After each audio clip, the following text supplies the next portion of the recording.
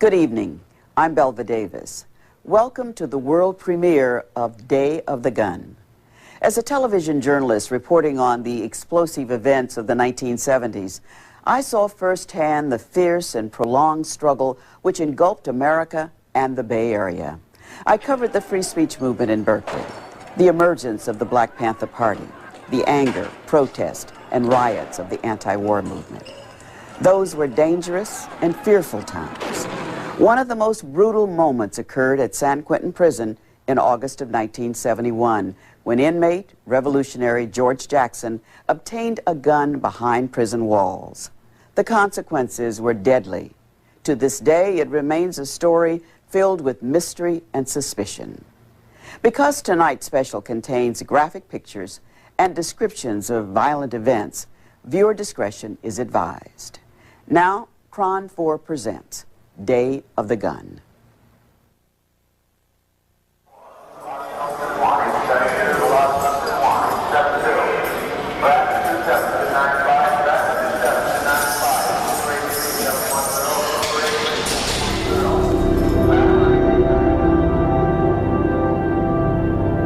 In spite of all, I am human and have done things that require forgiveness from others.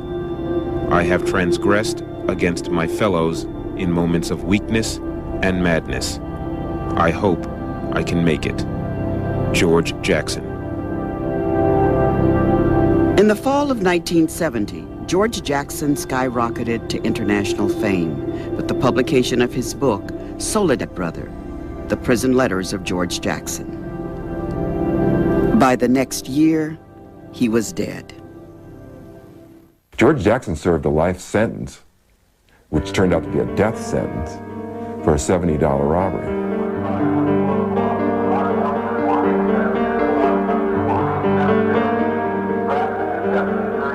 The story of George Jackson is a story of the dark side of America. In August of 1971, when Jackson was a 29-year-old inmate at California's San Quentin Prison, he became the central figure in the prison's bloodiest day.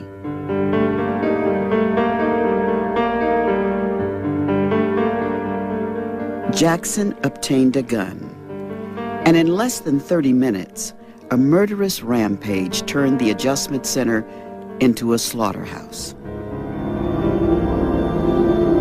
6 men, including Jackson, were killed. It was unprecedented. It had never, ever happened before. It's never happened again. During his prison life, George Jackson was a polarizing figure, hated as much as he was loved. He was a threat in the prison system. He was one that just didn't seem to be very afraid. He was defiant, he was proud, he was a revolutionary. George Jackson was a thug. My guess is that he stole lunch money from his grade school associates. He educated himself and emerged as the most powerful intellectual within the prison system. He was a punk convict until he was catapulted into the spotlight. Once in the limelight, I think he rose above punk convict, but I think he never rose above opportunist. In the end, when George Jackson's cause had been lost and the cult of hero worship contaminated his heart and soul, Jackson sought comfort in a few loyal friends, Marx, Lenin, and Ho Chi Minh, the Vietnamese revolutionary who predicted, "When the prison gates fly open, the dragons will emerge." On a hot August day, with gun in hand, Jackson would tell the world just that.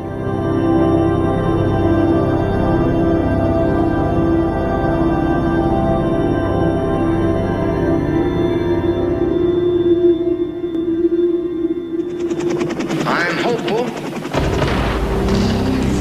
and I will try with best I can with everything I've got to end this battle and to return our sons to their desires.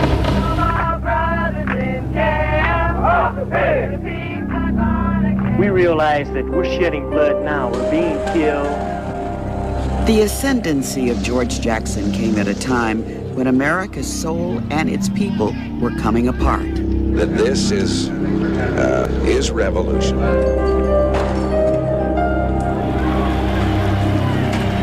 We will not be fooled. The turbulent decades of the 1960s and 70s merged as one. The country's democratic institutions were severely challenged. Some advocated revolution. I'm going to start right now to inform white people of what they don't know. The black people in this country have been the victims of violence at the hands of the white man for 400 years.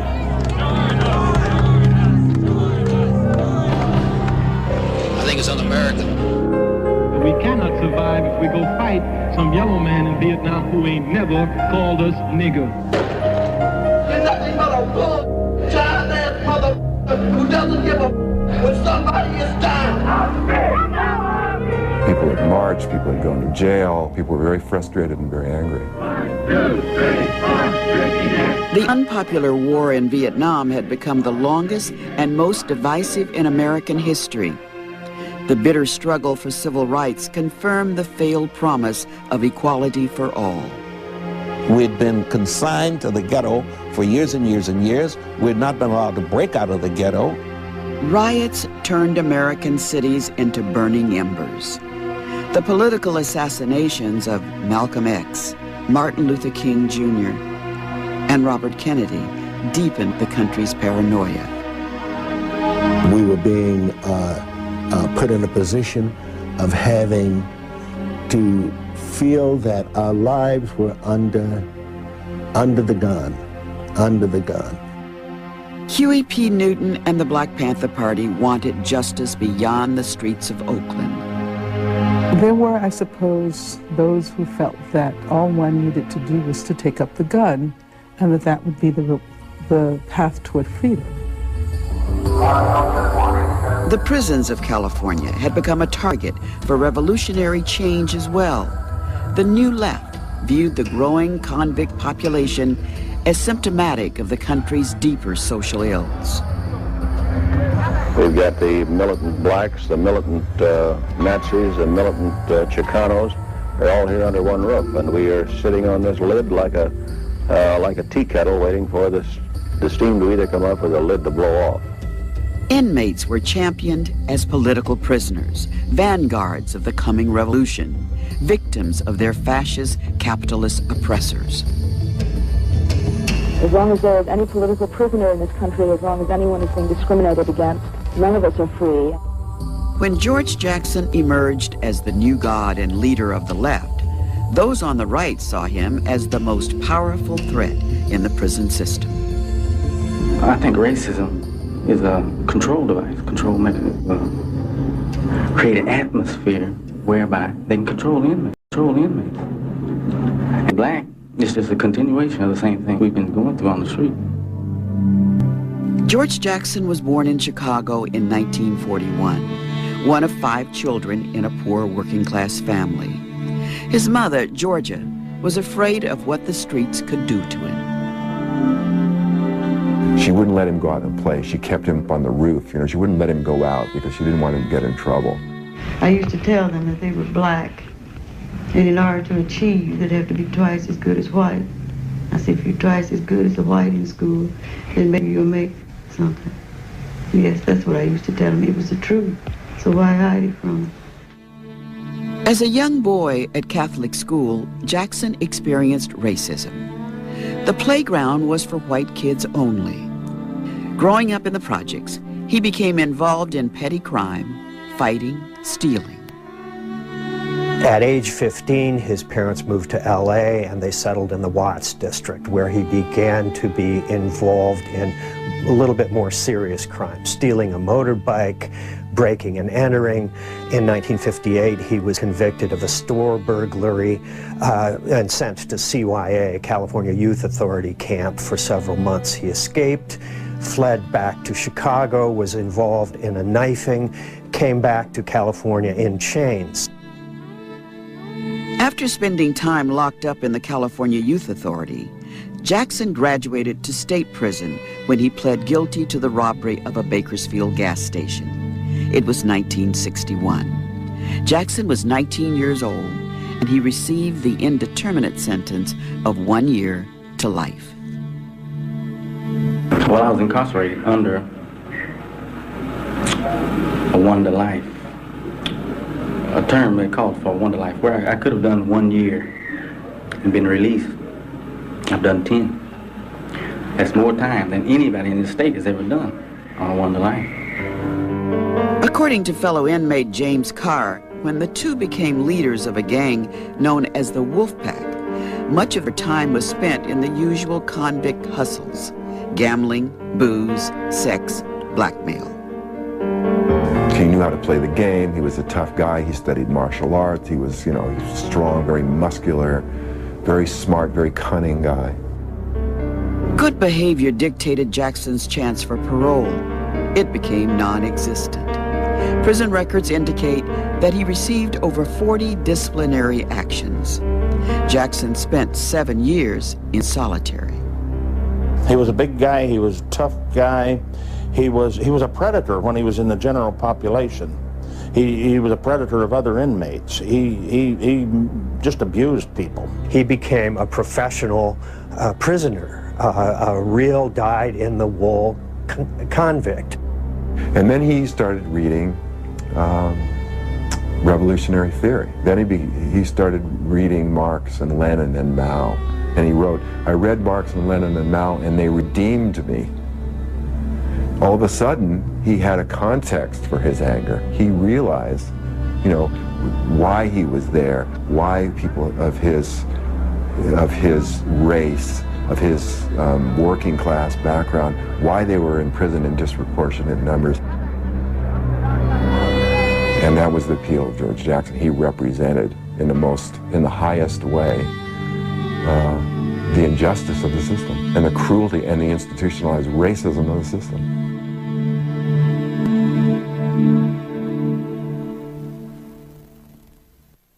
Coming up on Day of the Gun, inmate killings at Soledad Prison begins a chain of revenge and murder. We now return to Cron 4 Presents Day of the Gun. This program contains graphic pictures and descriptions of violent events. Viewer discretion is advised.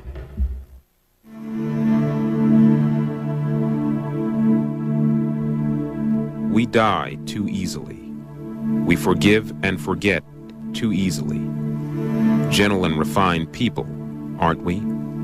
We'll make good communists if someone deals with the fascists for us.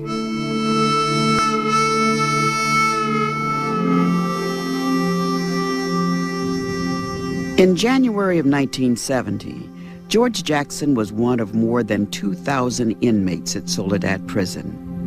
Jackson had been here before.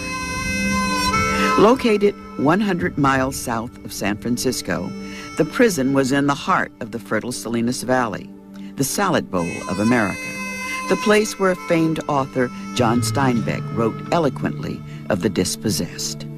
When Soledad opened in 1951, it was the model for the California prison system, a showplace for reform. By the next decade, that hope had vanished. Well, it was gladiator school. Of course, you had your gangs, you had your AB, Aryan Brotherhood, you had your BGF, your Black Guerrilla Family, you had the Mexican Mafia. Soledad was a racist pit. It was a horrible, horrible place. I mean, the guards set the prisoners against each other. There were conspiracies everywhere. There were stabbings. There were murders. The guards were the enemy, the #1 enemy, because they were killing both of us. And George was trying to explain this to a lot of guys. They couldn't get it to their heads. Alan Mancino has spent much of his life behind bars, beginning as a teenager in the California Youth Authority. Like George Jackson, Mancino was from Los Angeles. Though the barrier of race allowed him to know Jackson only by reputation, the circumstance of their prison lives would crisscross in moments brutal and vicious, from Soledad to to the tragedy at San Quentin. The administration had him down as a troublemaker, as an instigator and agitator. He wasn't. He wasn't into the racial stuff, I'll say that about it. I went through all the processes. I tried to get out. I went to school, program, but now on the side, I was studying things that I felt that would help the community. George Jackson was a prisonized, tough, sometimes brutal prison gangster. And this prisonized toughness made him the best proselytizer for revolution on the yard. At Soledad, the charismatic Jackson conducted secret political study groups with other inmates, trying to unify the prisoner class. He was an internationalist. He identified with international communist solidarity. And one of the projects he took on was that of transforming those who were behind bars, to move away from what he called a criminal mentality to a revolutionary mentality. And then he had the capabilities of mobilizing everybody. You know, if he said, hey, we're going to do this here, we do this here. And then when they saw this kind of power that could come from one person, naturally they feared that. On the morning of January 13th, 1970, a new exercise yard was opened at Soledad's notorious O-Wing. The prison grapevine had long predicted that a fight between black and white inmates would occur. Revenge was the motive because of the previous racial killings of blacks. I would say the majority of people in Soledad knew that when the new exercise yard was open, that there would be a fight out there. At around 9 a.m., a racially mixed group of inmates began entering the yard. W.L. Nolan, a prison boxing champion and Jackson's closest political ally, was among them. We said, well, get on the court, the basketball court. Everyone pick your man. When everyone's set, then we'll do it. The guard in the tower was O.G. Miller, white, 51 years old, known to be an expert with a rifle. Miller's background was similar to that of other guards. Ex-military, from a southern state, known to inmates as a racist. He was going to shoot somebody black. If it was a fight out there on the yard or somewhere, he wasn't going to shoot his kind. He was going to shoot the other guy. The fight started when Nolan threw the first punch at a white inmate.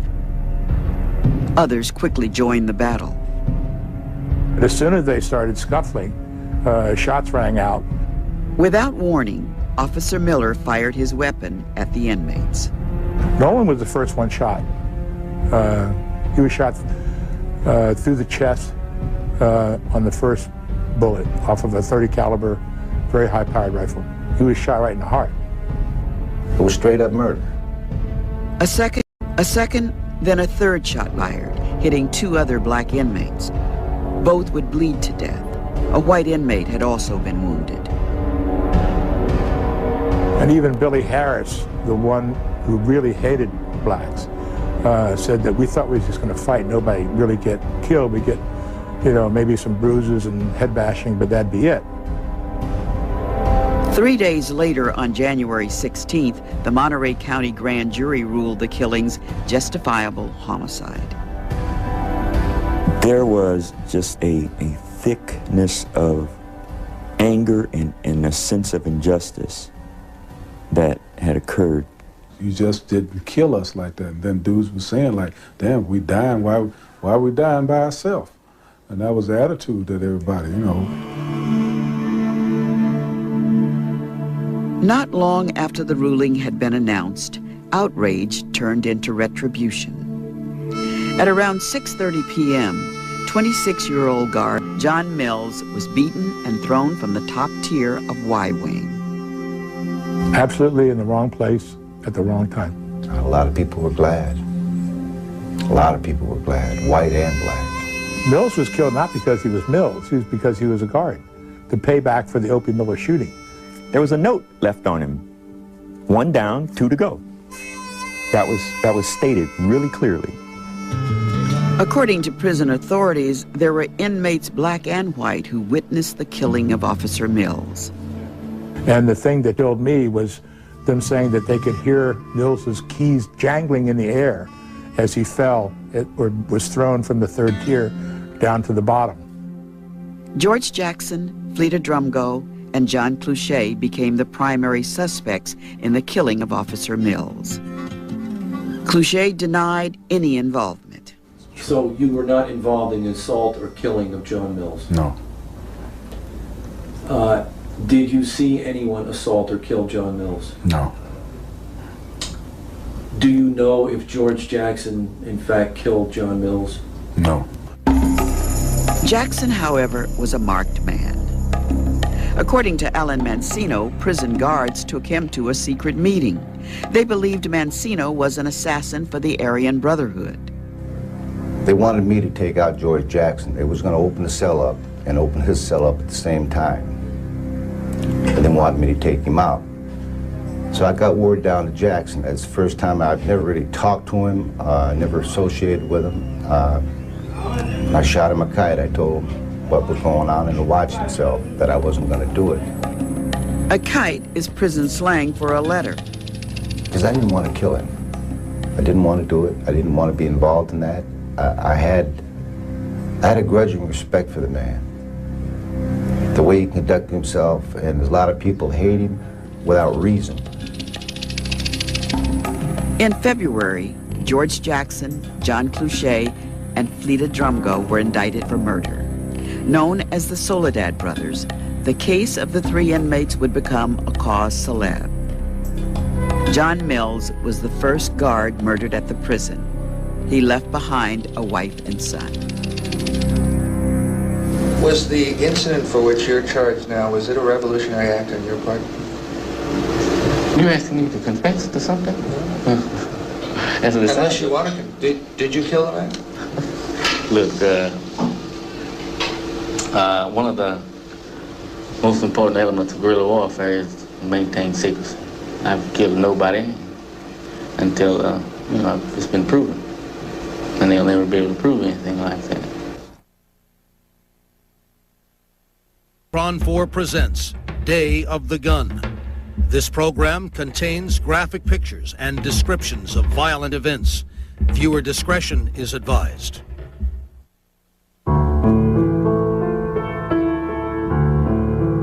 Dearest Angela, I hope that by some means you have discovered that I love you deeply and would touch you tenderly, warmly, fiercely, if I could, if my enemies were not at present stronger.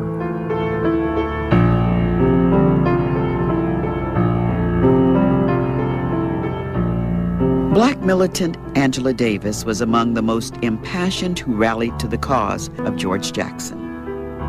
George himself had become that symbol whom we absolutely had to save. The first time I met him was on the occasion of one of the court appearances in Salinas, California.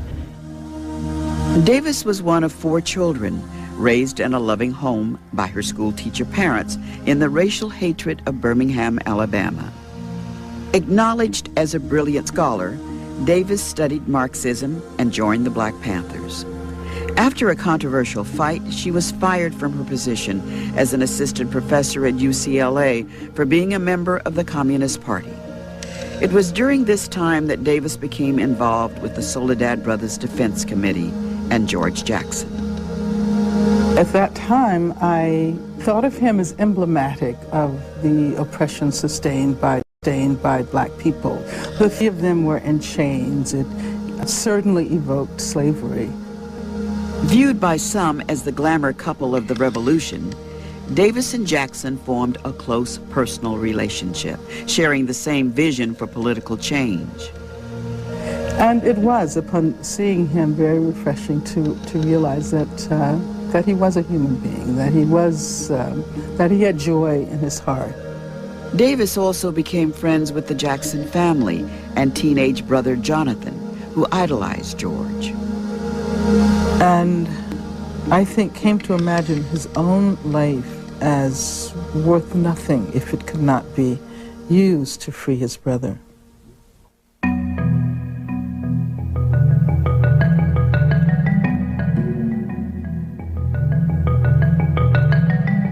I have a young, courageous brother whom I love more than I love myself, but I have given him up to the revolution. I accept the possibility of his eventual death, as I accept the responsibility of my own. In the summer of 1970, Jonathan Jackson celebrated his 17th birthday. Friends at Jackson's Pasadena High School described him as warm, full of humor, never in trouble with the law. He also had an IQ of 117. He just wanted to make sure that George was not kept in jail. He wanted to make sure that George was freed. He felt like that George had been done an injustice. Jonathan would write, "I have one question to ask all of you. What would you do if it was your brother?" Jonathan, being a young guy, and decided that, you know, he was going to get his brother out of prison by any means he could, and if it meant going there and taking hostages and exchanging hostages for his brother's freedom, he was willing to do that. And that was the plan. On the morning of August 7th, 1970, at approximately 10:45 a.m., Jonathan Jackson walked into the Marin County courtroom of Judge Harold Haley.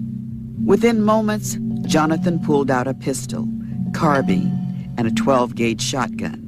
He announced that he was taking over, adding, "This is it. Everybody freeze." Weapons were given to inmates James McLean, William Christmas, and Rochelle McGee. As Judge Haley, Assistant District Attorney Gary Thomas, and 3 housewives who were serving as jurors were taken hostage, the gunman also stated, "We are the revolutionaries. The Soledad brothers must be freed." Taped under the neck of the 65-year-old judge was a shotgun. As they got out here, then this other bushy-haired, light-haired one came out. He had the automatic weapon. And he came out, and about this time, the one that had the gun on Judge Haley turned around and saw me. And he says, "Kill that mother." He says, "Kill him, kill him, kill him." Jonathan and his fellow gunmen led the hostages to a van in the parking lot of the Civic Center. By that time, the van was surrounded by various law enforcement people, including guards from San Quentin who just happened to be nearby practicing shooting. The guards' prison training included the no hostage rule. It meant negotiating for hostages would not happen. With Jonathan Jackson behind the wheel of the van, its human cargo was driving straight into the path of a San Quentin sergeant. He did not have radio contact with the sheriff or anybody else. He did not know that the sheriff of Marin County had said, "Let the van go." So he told his officers to fire.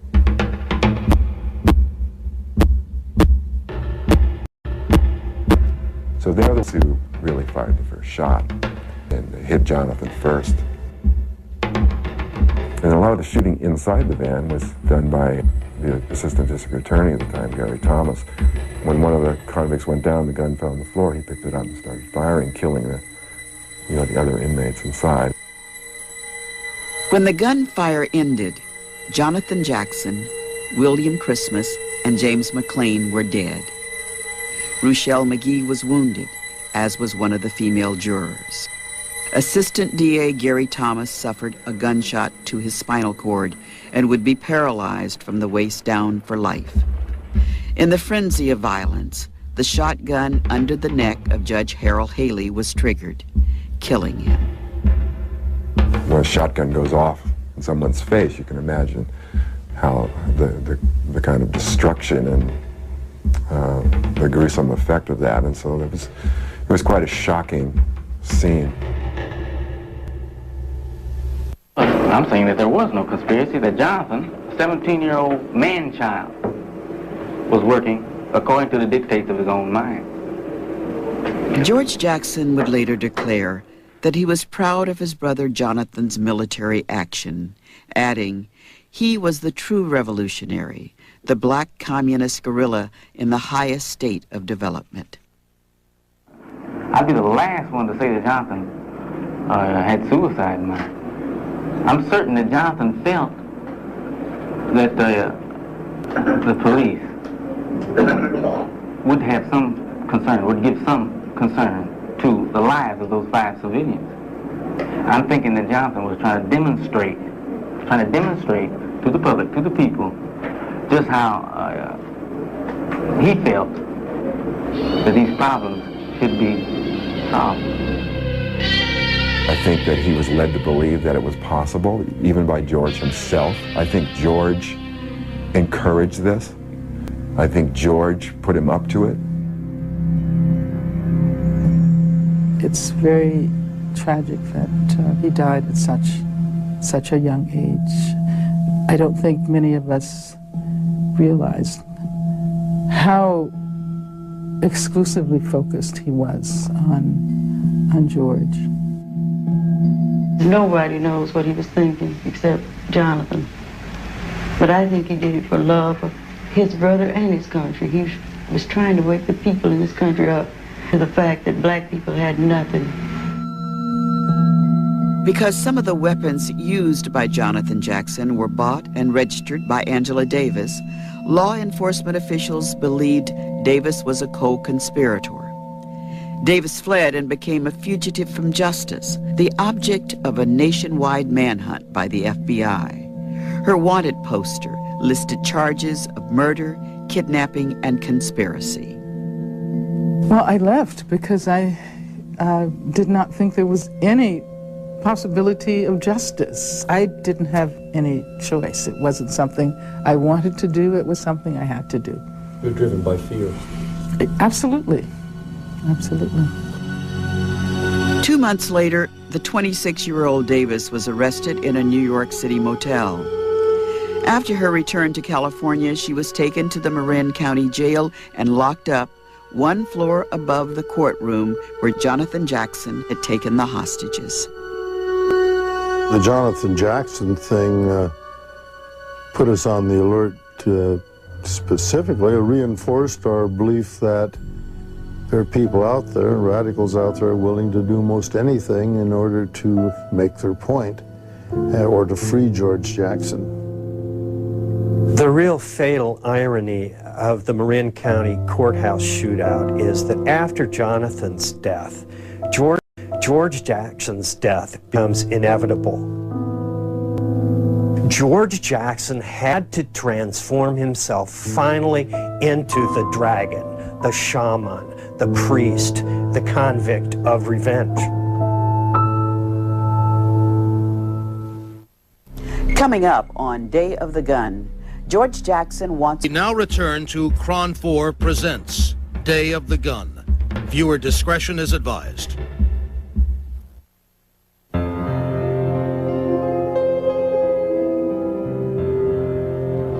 Dear Mama, I'm going to night school again and have encountered no trouble of late. They say today is Mother's Day.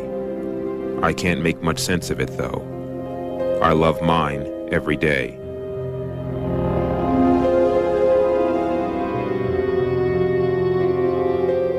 You know, there are many black people in this country who have faith in the court. They believe they can get justice. I used to believe it myself, but not anymore. What happens to George now? What do you expect? I don't know what happened to George. In the summer of 1970, after the location for the trial of the Soledad brothers had been moved to San Francisco, George Jackson, John Clouchet, and Fleta Drumgo were transferred to San Quentin's Adjustment Center, the AC, home to the prison's most dangerous inmates, where the animosity between guard and convict was mutual. In October, Radical Chic came to the gates of the prison when a champagne party of 150 people was held to celebrate the release of Jackson's book, Soledad Brother. Though some in the prison system would dispute Jackson's credibility as author, the book was the apex of his prison transformation. It was a very personal book, a very novelistic book, and a book that portrayed George Jackson very unrealistically as a victim, a martyr of the prison system, which he was not. If there's anything that George Jackson was not, it's a martyr. Soledad Brother became a sensation, an international bestseller praised by the New York Times. Jackson was called the successor to Malcolm X. Black Panther Huey P. Newton said, "George was the greatest writer of us all." George Jackson had the understanding of what comes from the ground. What is the lowest moment in humanity? The letters to my family, my mother, my father, sisters, my brother, Jonathan, they were intended to familiarize them with the situation I was faced with here. Of course, here in prison, we see the repression, the exploitation, the victimization of lower class people. The book offered many sides to Jackson's personality. There were epistles on slavery, the evils of capitalism, adoration for Cuban revolutionary Che Guevara. Jackson wrote often to his mother, Georgia, revealing their disagreements and love. He also corresponded with his father, Lester, a man whom Jackson believed had been defeated by a racist society. How do you think I felt when I looked in your face, saw the clouds forming, and see your best efforts go for nothing? I count the times on my hands that you managed to work up a smile. The book was also a public relations triumph for Jackson's attorney, Faye Stender. Stender was tireless in making her client and prison letters famous throughout the world. And she really was involved in making George Jackson a celebrity. Jackson affectionately called the well-known 39-year-old Berkeley lawyer his small but mighty mouthpiece. Afraid for their lives if they testify or are even friendly to the defense in the Soledad brothers' case. And as breakfast with Jonathan at various times. Faye Stender also convinced a fellow radical attorney, John Thorne, to join Jackson's case, a case which Stender believed needed to be tried in the court of public opinion. She was diminutive, smallish, brilliant mind, knew exactly what she wanted. When Stender organized the Soledad Brothers Defense Committee, engaging famous names like actress Jane Fonda to raise money and notoriety, Stender wanted to create an atmosphere of acquittal. It is incumbent upon all of us to speak out about it, to make it known to the public what is happening in this country, that there are political prisoners, political trials. But in the days and months after his brother Jonathan's death, some began to see a change in George Jackson's personality. He acted like he didn't care about anything anymore after that. He was more introverted. He seemed like he got irritated at things more quickly and stuff, you know. Like one day, I don't know, some guard did something to him in the visiting room. He got in a hell of a fight with him in the visiting room. Yeah, he changed a lot. Others believed Jackson's years in incarceration had limited his real-life view of the outside world. And his idea was that there was an actual shooting revolution going on outside in the streets of the Bay Area. So what we're looking at here is a very, very isolated, restricted worldview, maybe even delusional, one might say. Jackson's relationship with Faye Stender also came to an end. They clashed over the distribution of proceeds from his book. George Jackson said, "No, I want to build a revolutionary movement. I'm getting out of here. And I want my money to go towards my friend James Carr, who was a prisoner who had been released, who was organizing and building a little army on the outside." And that's how they parted ways. Gregory Armstrong, a Harvard graduate and self-described leftist intellectual, was the New York editor of Soledad Brother. Armstrong was among those who deified Jackson. Greg was definitely a true believer in George. And I remember him seriously asking me one time if I was really part of the group, whether I could help him get a helicopter to free Jackson from prison and we escaped to Mexico. During some of his visits with Jackson at San Quentin, Armstrong taped their conversations. The most shocking revelation was that Jackson confessed to the murder of Soledad guard John Mills. Though Armstrong fully embraced the perceived injustice of Jackson's incarceration, Armstrong would deny his friend's appeal for guns. And at some point, George appeals to Greg Armstrong to start bringing in weapons. And George asked a lot of people to bring him guns and various other things. Eventually, Greg Armstrong was able to say no. He had to say no. He knew that if he did this, there was no going back. In one of Jackson's last interviews, he told a reporter from the New York Times that he would never be released from prison, never be paroled. Jackson added, "The whole truth is, I would hope to escape." George Jackson was committed to breaking out of prison, yes. I mean, that's what a lot of people don't realize. He did not believe the system could be reformed by some sort of a showpiece trial of which he would be the star, kind of in a circus. And there was no way that he was going to portray himself as a victim or an apologist for anything that he believed in or anything that he did.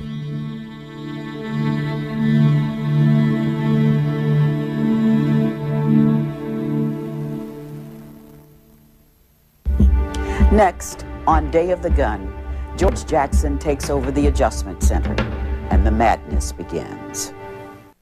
To learn more about George Jackson and Day of the Gun, you can log on to our website at cron4.com. An oasis of calm in a frantic world. That's what I call my radio station. And guess what? It's classical music. Classical 102.1 KDFC. A new kind of classical station, hosted by real people. So casual and comfortable, your day may take on the unfamiliar feel of sanity. Classical 102.1 KDFC, because I can use all the sanity I can get. Try it for yourself. We'll be the first to tell you, there's nothing that remarkable about the back seat of a Nissan Altima. Until you realize how far away it is from the front seats. The 2003 Nissan Altima, thoughtfully equipped at $18,999. See it at your Nissan dealer.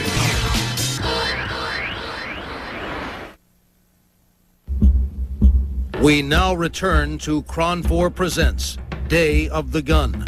This program contains graphic pictures and descriptions of violent events. Viewer discretion is advised.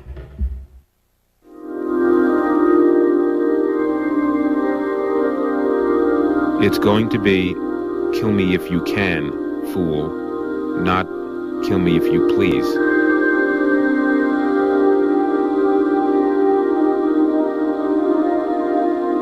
Yeah, I think George Jackson was ready to die.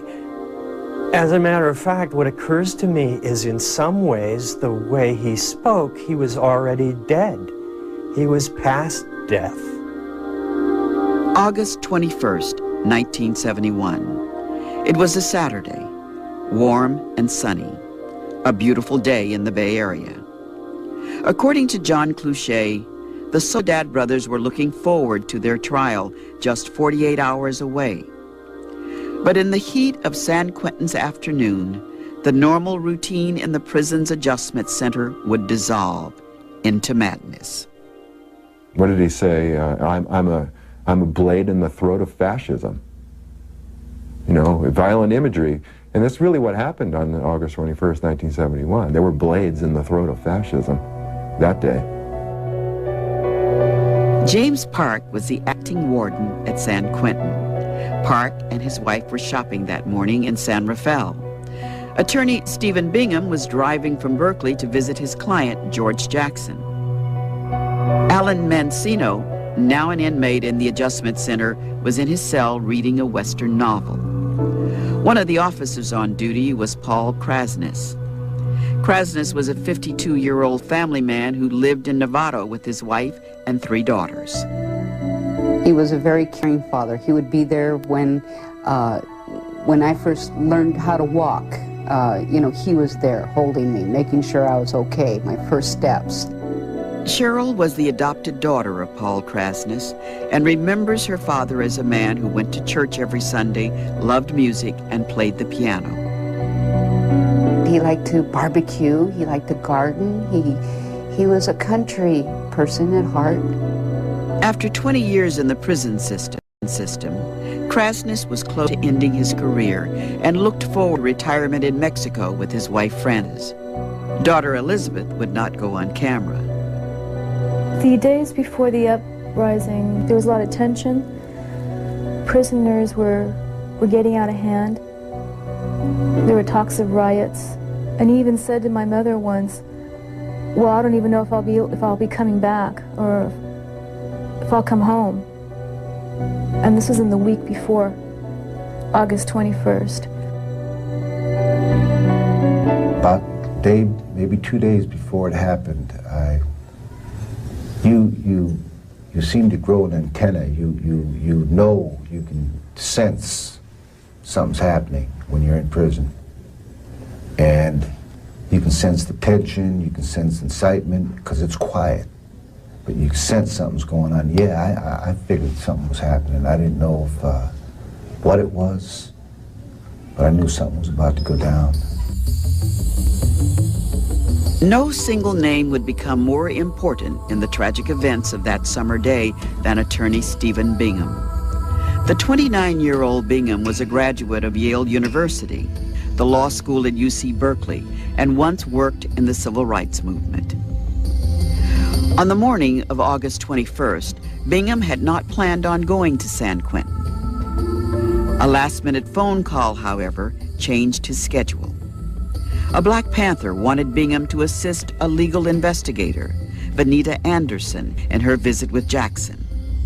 Bingham was reluctant, but agreed. She didn't know me from Adam. I mean, neither of us had met each other before. After arriving at San Quentin at around 10 a.m., Bingham and Anderson had their personal belongings inspected by prison guards. But their visit with Jackson was denied by a lieutenant in charge. Bingham protested. At around 1 p.m., Warden Park returned from San Rafael. Park approved the visit. Established policy could not prevent it.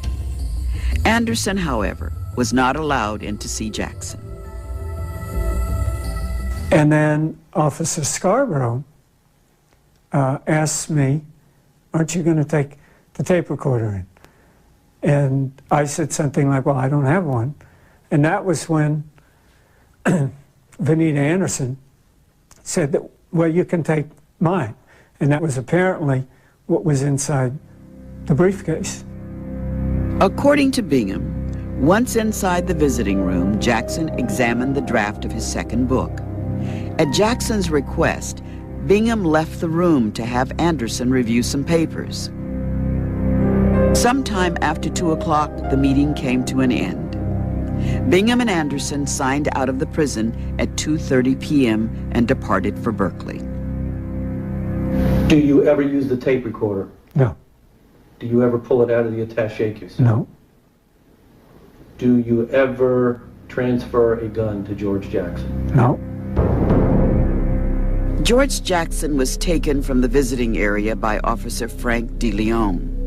DeLeon was 44 years old, stocky, and the married father of 5 children.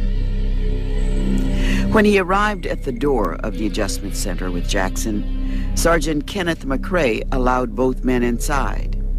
McRae was 39 years old, married, and had 3 children. Guard Urbano Rubiaco was nearby.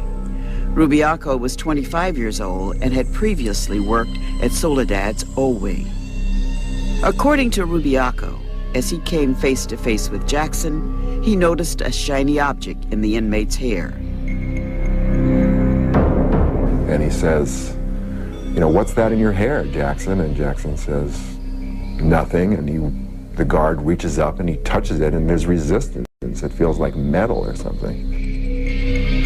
McRae looked up, saw something similar, and ordered Jackson to produce it. A bullet clip falls to the floor, clatters to the floor. And they look at it and they're, what is that? I mean, how could this possibly be? And in the next instant, George Jackson reaches into his hair, pulls out the gun. He has another bullet clip in his hand. He slams the clip into the butt of the 9mm. He points it at the guards and he says, the dragon has come. And that begins what would become a bloodbath.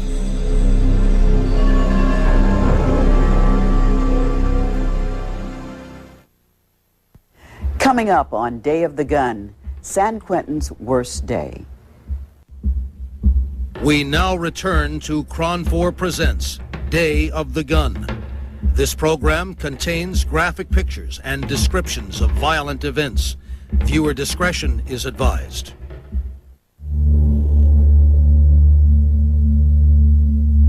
The bow is taut. It's a beautiful day to die.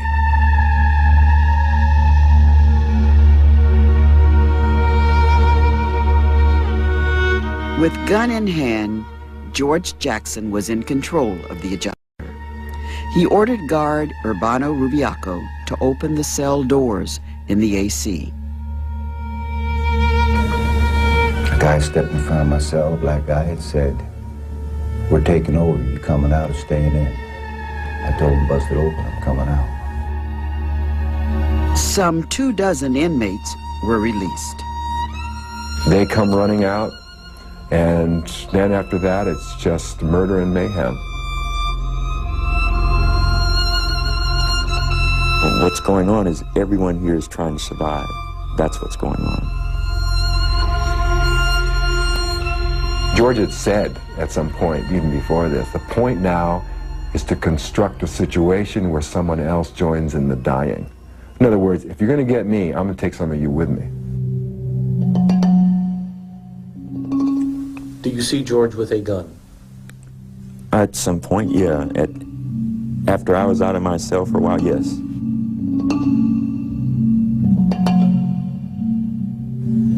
I'm not sure which one it was, but I saw him getting strangled. I saw the guy kneeling on his back, and he had some kind of a cord, looked like from a radio or something. And he was gagging, kicking his feet. And the guy said, this ain't getting it. And he went off to get a razor blade or something. He come back, that's when he started going off in his throat and strangling him. Another guy was with him. And the kicking of his feet was bothering me, you know, it was like little quick kicks. And so I walked around the other side. You know, I didn't want to watch it. What happened was that the guards were hogtied with electrical cord from the radio systems in the cells, and then their throats were slashed with homemade blades made by putting razor blades on the end of toothbrush handles. According to Johnny Spain, he remained in the area of the kitchen and foyer, not realizing that the inmate takeover had spiraled out of control. Do you know who killed the guards? No. Do you know who assaulted the guards? No. Alan Mancino, however, saw more than he could ever have imagined. The guards were groaning, grunting, they were urinating on themselves, and you know, it was a mess, man. You know, it ain't like you see on TV, you know, it's not neat and nice, it's down and dirty. Sergeant Kenneth McRae was bleeding heavily. McRae ends up living to tell the tale and living through it miraculously, even though his throat was cut from ear to ear. And he's stacked up, and the other guards are piled up on top of him and alongside of him. McCrae was laying next to fellow officer Paul Krasnish, who also had his throat slashed. McCrae can hear gurgling noises and hearing him speak as if he was underwater. And he makes one last prayer. May the Lord have mercy on my soul. And dies.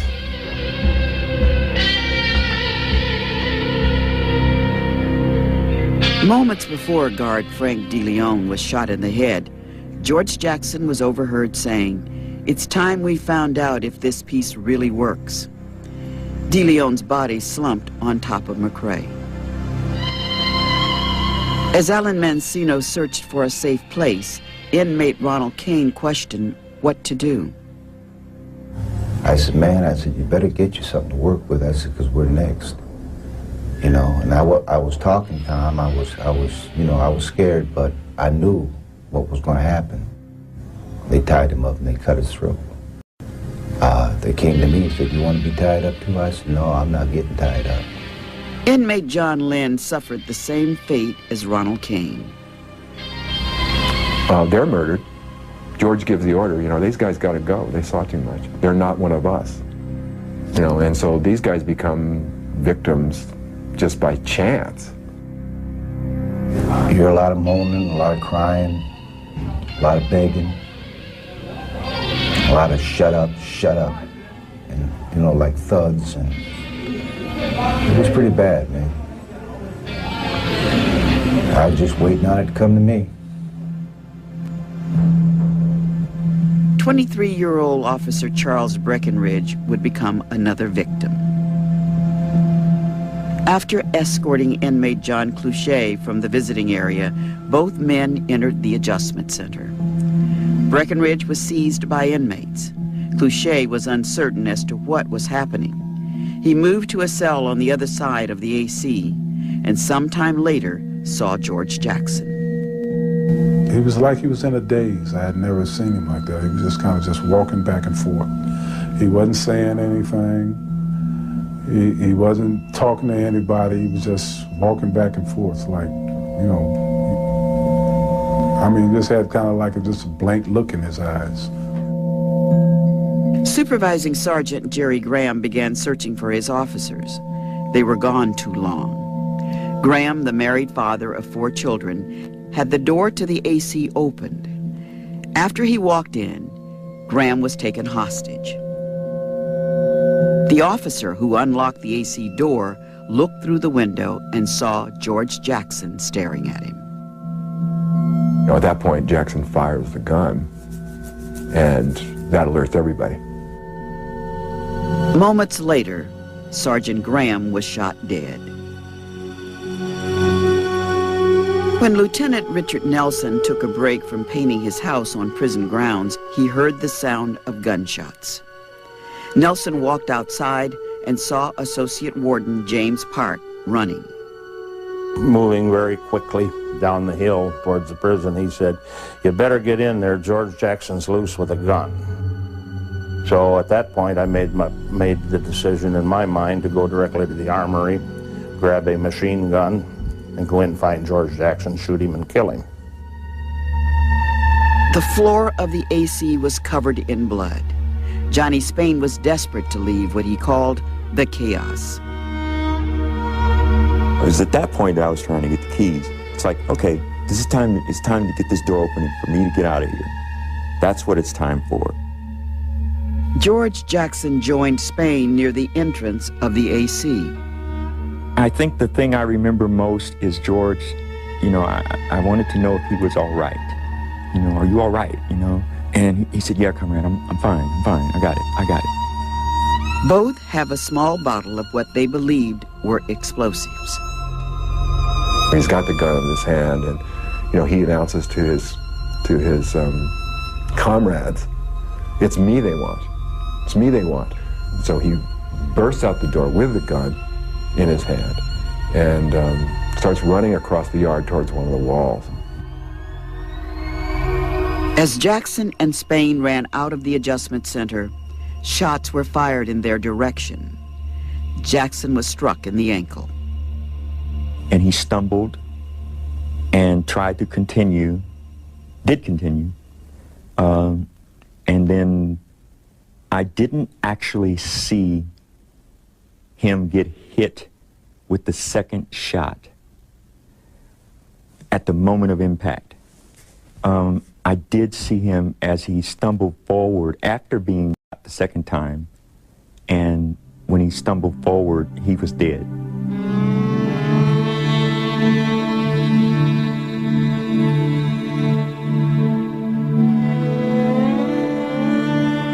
An officer laying on the north block gun rail aimed his .30-30 Winchester rifle at Jackson and fired the fatal shot.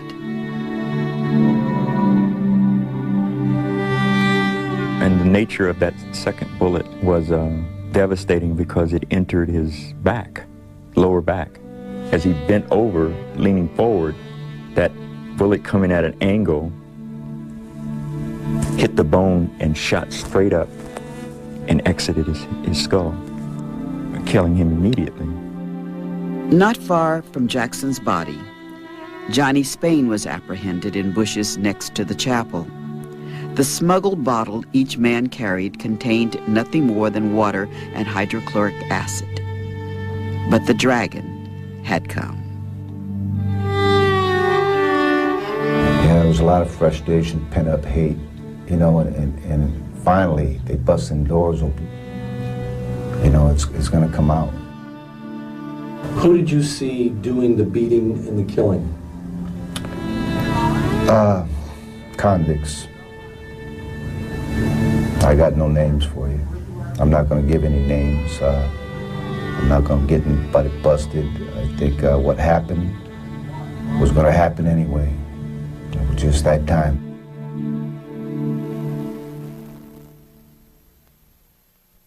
Next, on Day of the Gun, brutality in the Bloody Adjustment Center will not end. Day of the Gun. This program contains graphic pictures and descriptions of violent events. Viewer discretion is advised.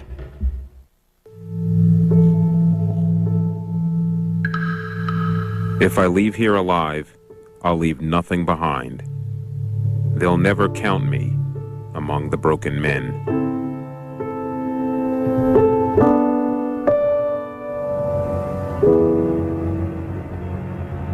The body of George Jackson suggested finality, but the adjustment center remained in turmoil. Alan Mancino was in a fight for his life. According to Mancino, it was racial, black against white. So I was in kind of like the corner, and 4 or 5 of them ran at me and we started fighting. And we fought. I mean, it was like, when you're fighting for your life, it's like you don't even get tired. It's just like it's pure adrenaline, you know. And I was fighting, and someone said, "They're coming," or something like that. You know, man's coming. They're coming. Heavily armed prison guards entered the adjustment center. Lieutenant Richard Nelson fired warning shots from his .45 caliber machine gun.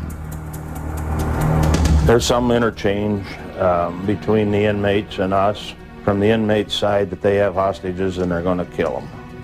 And from our side was, well, you release your hostages, we're coming after you, we're going to kill all of you. They had a .45 caliber machine gun, and they were just shooting up everything. You know, we were all hitting the floor and stuff. They told me, come forward, your hands in the air, and I did that. They snatched me, they ripped all the clothes off me, they were beating me right there. They had like a little gauntlet. They had shotguns and rifles and side, or I never really know. I don't know. You know what I mean? I just, like I say, because that day when I looked at him and looked at his face, he just looked like somebody I didn't know anymore, and he just looked like, you know, what the hell or something. I don't know. There's a general lockup throughout the institution. Prisoners have been fed in their cells. Tomorrow there will be no visitors at San Quentin.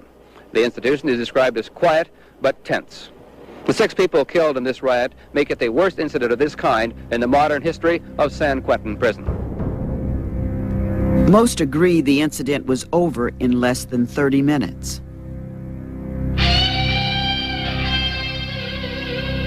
It was very much like a war. I mean, people, they could smell it, they could hear it outside. It was an earth-shattering, day. It was a terrible day. 6 officers had been taken hostage. 3 were murdered. Their bodies found in George Jackson's cell. Sergeant Jerry Graham had multiple stab wounds and was shot in the head. Officer Frank DeLeon was slashed, strangled, also shot in the head.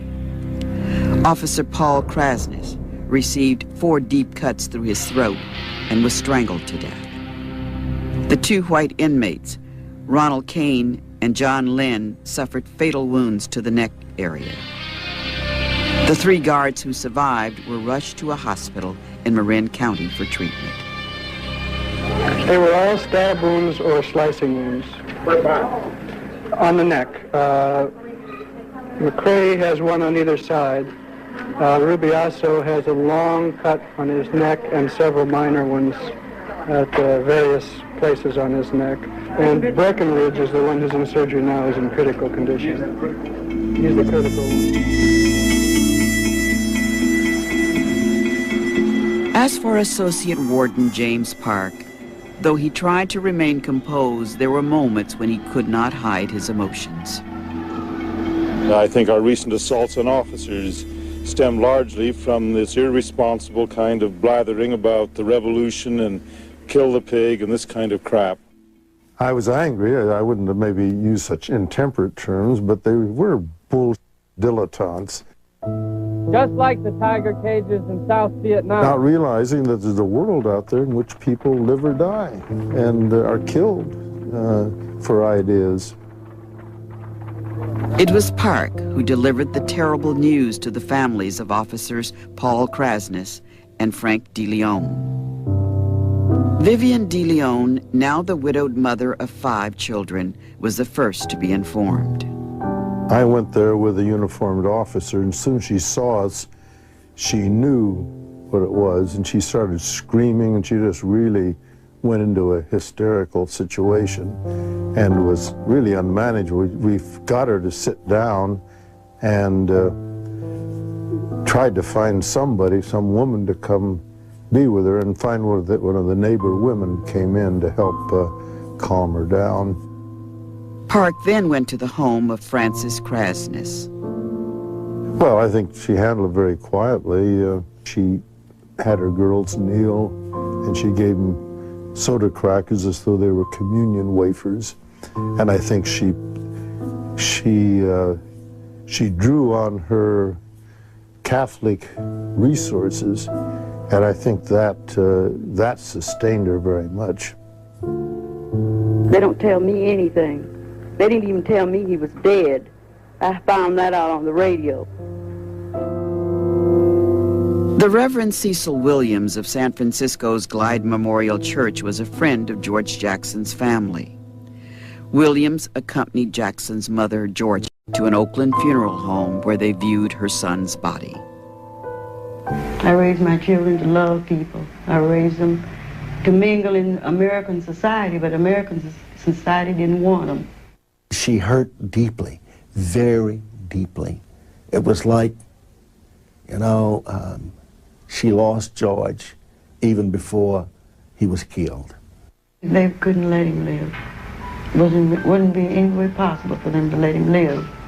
He's a black man.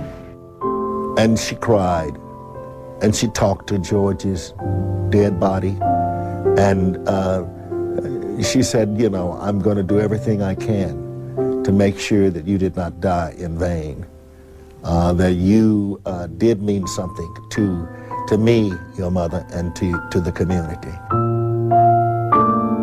After that, after August 21st, the prison movement lost its glamour. It lost its focal motor, as George would put it. It lost its focus. It's a superstar. But it also lost its idealism and its romance, because there was nothing idealistic or romantic about this.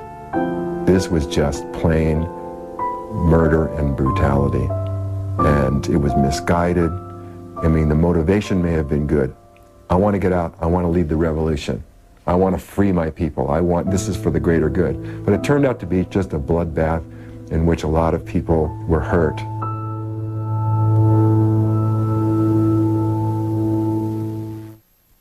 Coming up on Day of the Gun, after the death of George Jackson, violence breaks out in the streets of the Bay Area. We now return to Cron 4 Presents Day of the Gun. Viewer discretion is advised.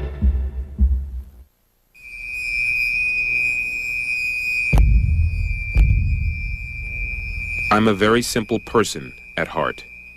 Perfect love, perfect hate, that's the insides of me.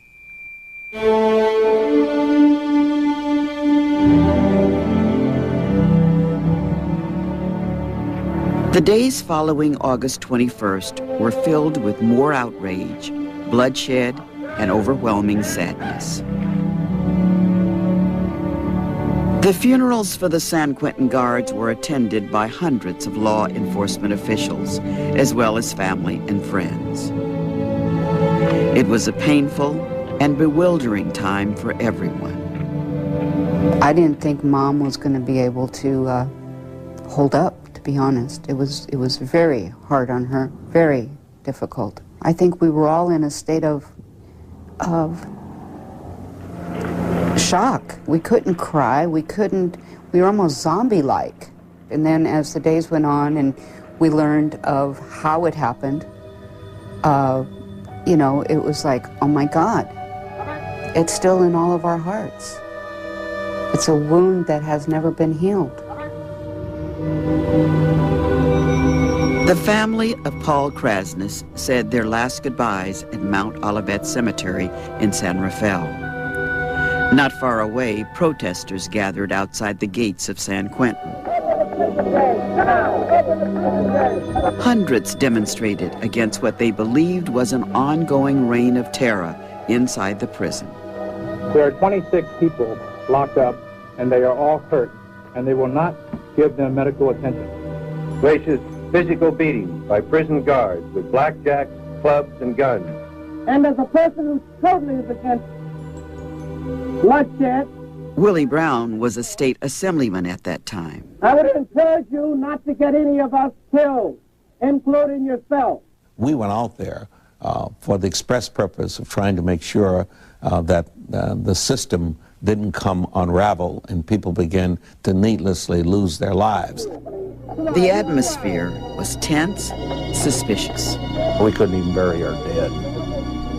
These people were out there protesting, getting us away from the funerals, returning to the prison, putting on our riot gear and protecting the prison. San Quentin officials were concerned about the potential for violence.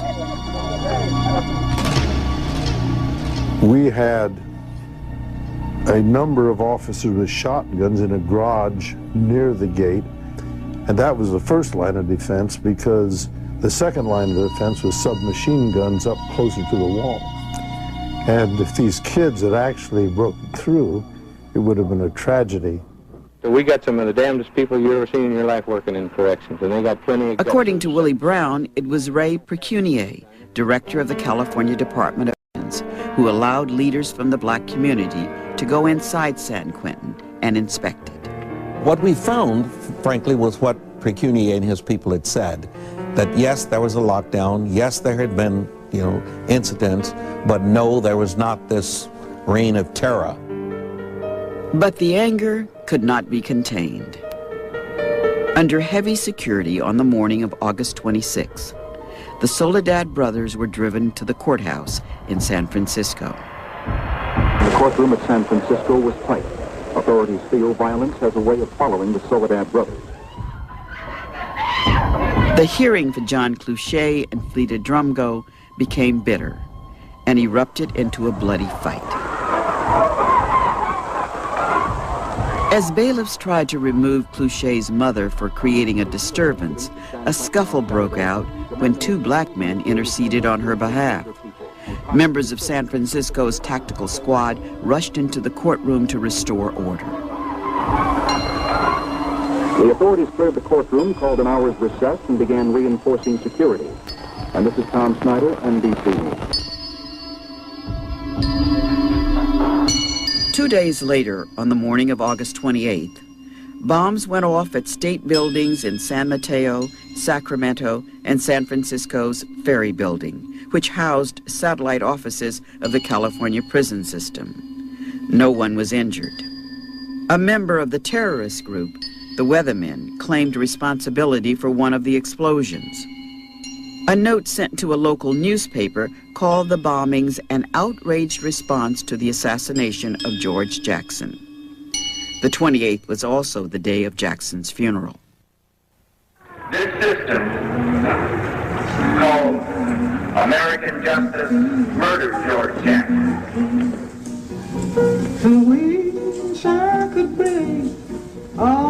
The service for George Jackson was a full-blown revolutionary memorial conducted by the Black Panthers.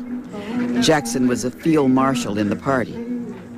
The funeral was conducted at the St. Augustine Episcopal Church in Oakland, the same church which held services for his brother Jonathan. Approximately 2,000 people came to pay their respects to the Soledad brother.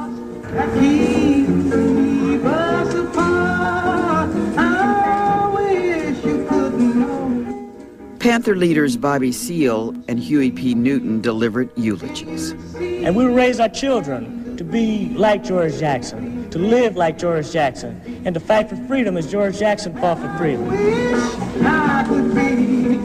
The Jackson family sat in the front row, tears running down the face of Lester, George's father. I wish I could give all I'm longing to give.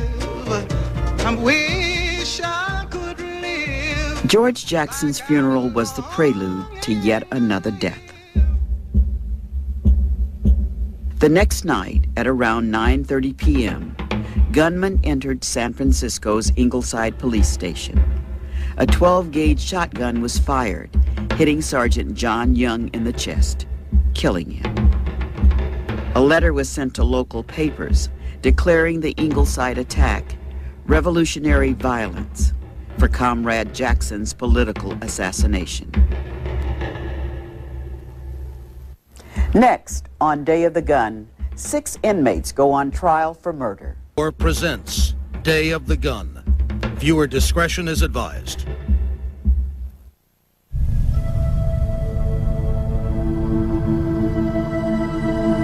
I know they will not be satisfied until they've pushed me out of this existence altogether.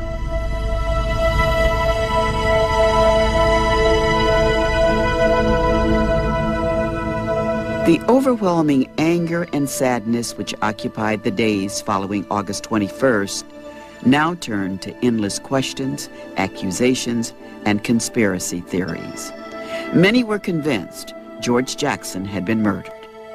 George Jackson, field marshal for the Black Panther Party, a soldier in the People's Army, gave his life in an attempt to free political prisoners.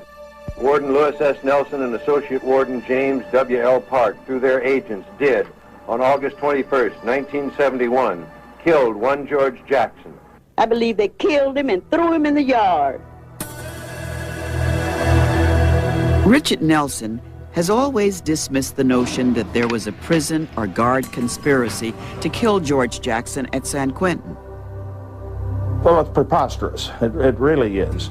There's nobody would even consider that or think of it because it's futile. There's no way you could get it done without getting a death sentence yourself. We're satisfied now that it was brought in underneath a wig, and since we found the wig this morning. There was also the story of the wig. It is an honest-to-God bona fide wig. Prison authorities believed that Jackson was wearing this afro wig under which the gun was hidden. The San Francisco Chronicle conducted a reenactment. Attempts to hide the gun failed, and when the model walked, the gun wobbled dangerously. The distance Jackson had to walk from the visiting area to the adjustment center was approximately 50 yards.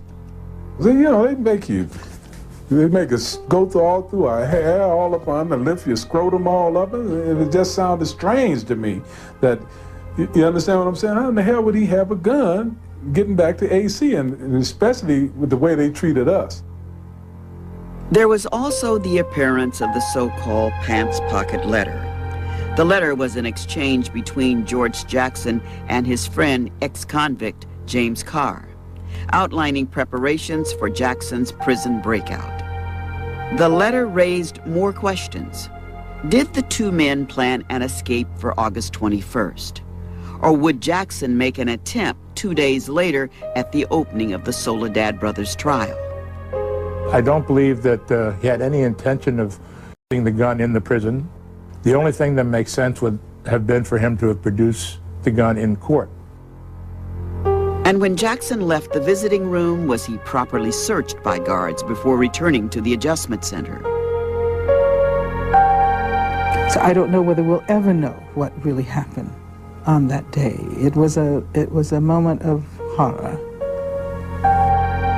As for the gun, state investigators discovered that the 9mm Astra automatic used by Jackson was purchased at an El Cerrito gun shop 2 years earlier by a member of the Black Panthers. How Jackson obtained the gun was a mystery. Was it smuggled into the prison by a friend, a guard, or his attorney, Stephen Bingham? That there is no way Jackson could have obtained the death gun except during his visit with attorney Stephen Bingham just before the killings started. Prison officials and Marin County authorities believed the gun used by George Jackson was passed to him by Stephen Bingham. According to Bingham, after leaving San Quentin, he spent the rest of the day with family and in meetings. When he learned the news from friends later that evening, Bingham was shocked. It was clearly horrible, the whole thing. I mean, it was just that many people had been killed. Bingham was also terrified, filled with fear. That's my state of mind, and the next step to feeling framed is I could be killed. Stephen Bingham fled the country, became a fugitive from justice, and went into hiding in Europe. Bingham and 6 inmates from San Quentin's adjustment center would be charged with murder and conspiracy. Because of our unsuccessful efforts, the state's unsuccessful efforts to locate Mr. Bingham within California, he will be now sought by the Federal Bureau of Investigation. In March of 1972, Soledad brothers John Clouchet and Fleta Drumgo were acquitted by an all-white jury for the death of guard John Mills. In a Santa Clara County courtroom in June of the same year, Angela Davis was found not guilty of the charges of murder, kidnapping, and conspiracy. Davis denied the prosecution's allegations that she engaged in plotting and arming the kidnap attempt and subsequent shooting led by Jonathan Jackson. Davis called her acquittal the happiest day of her life. 3 years later, in July of 1975, at the Marin County Hall of Justice, opening arguments were presented in the trial for the 6 inmates charged with murder and assault in the George Jackson incident. The accused were Johnny Spain, Hugo Pinnell, Fleta Drumgo, Willie Tate, David Johnson, Luis Talamentes. They became known as the San Quentin Six. Security for their trial was extremely tight. The courtroom had a bulletproof partition, and some of the defendants were in chains, shackled to their chairs. There was also a visit by the jury to the scene of the crime. The courtroom came to the prison today. Judge, jurors, defendants, attorneys, everyone. Alan Mancino was among those called to testify. The prosecutor questioned Mancino about the statement he signed days after the deadly riot. He says, "Is this statement true?" I said, "Not." I said, "That was a prepared statement. I got tired of being beat." I said, "You got the wrong guys." And I didn't just do it to screw the state.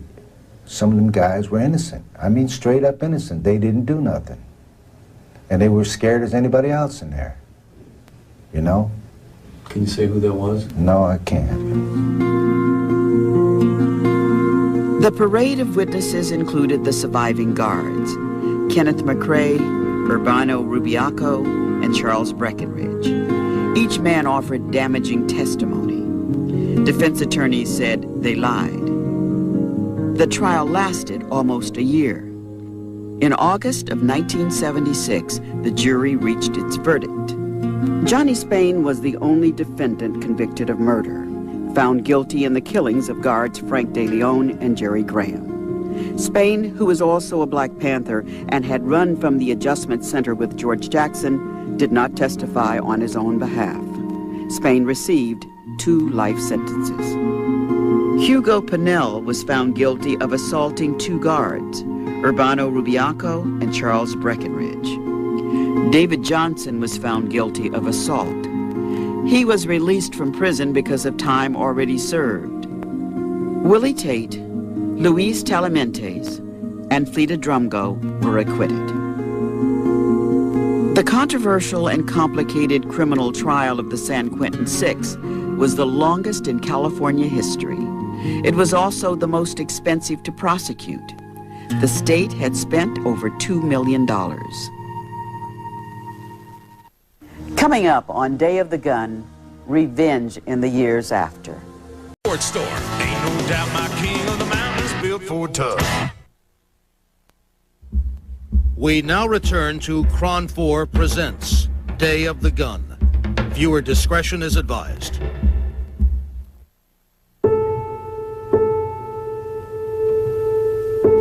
I have never really lived.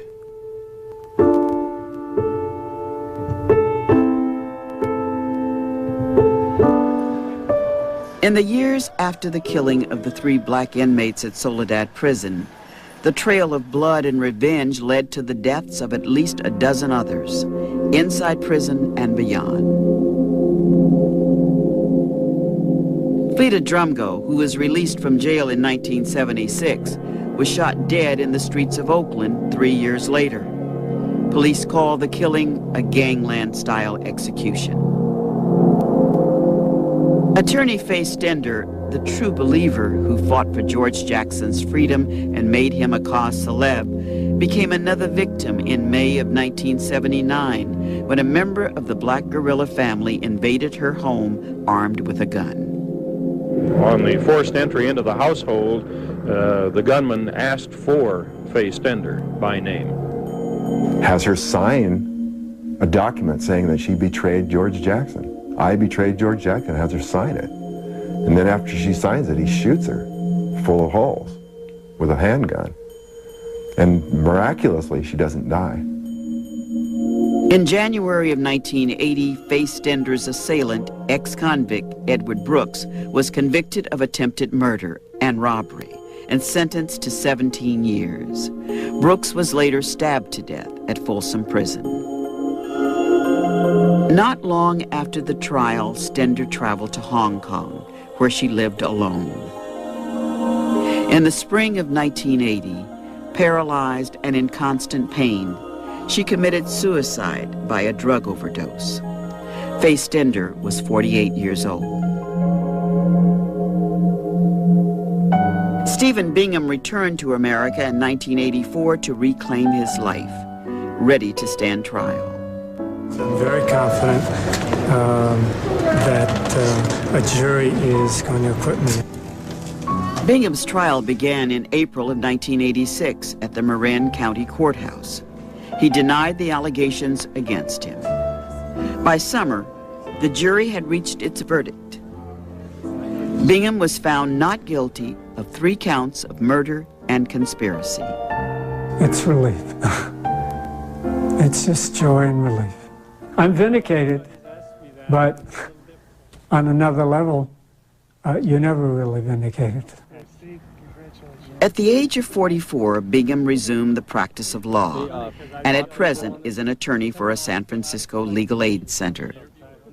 A handful of supporters were on hand to greet Johnny Spain when he left the state prison at Vacaville.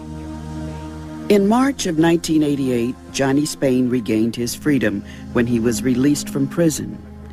Spain's conviction for murder as one of the San Quentin Six was overturned by a federal judge. Today, Spain is a consultant for criminal justice issues and teaches civics at an alternative high school in San Francisco. Angela Davis is a professor of the history of consciousness at the University of California at Santa Cruz.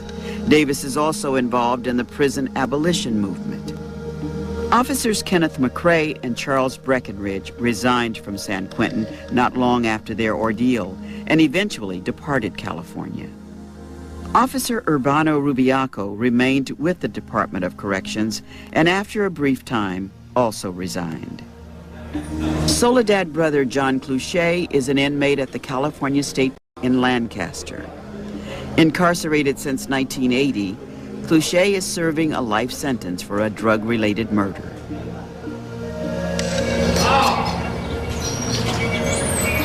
"56-year-old Alan Mancino is serving time for armed robbery at the Louisiana State Penitentiary in Angola. Mancino's projected release date of 2007 is a reminder that his years behind bars have been filled with so many forgotten days and nights. But the memory of that terrible day in August, over 30 years ago, will remain with him forever. You don't constantly think about it every day, but when you lay down in your rack at night, you close your eyes, and you get to thinking, where's so-and-so, and one thing reminds you of another, and there it is. You think about it, and I'm sure every man that was in there that day thinking about it, every one of them know what happened, whether they was on the receiving end or the giving end.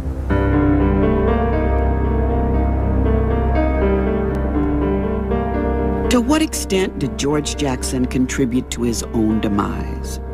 Had a $70 robbery wasted his life? Had years of abuse between captor and captive raged like a sickness, leading to a final exchange of hatred? Placed in the context of 4 centuries of racial injustice, was August 21st, 1971 a revolt, murder, or one more horrifying symbol of America's historic inability to address the burden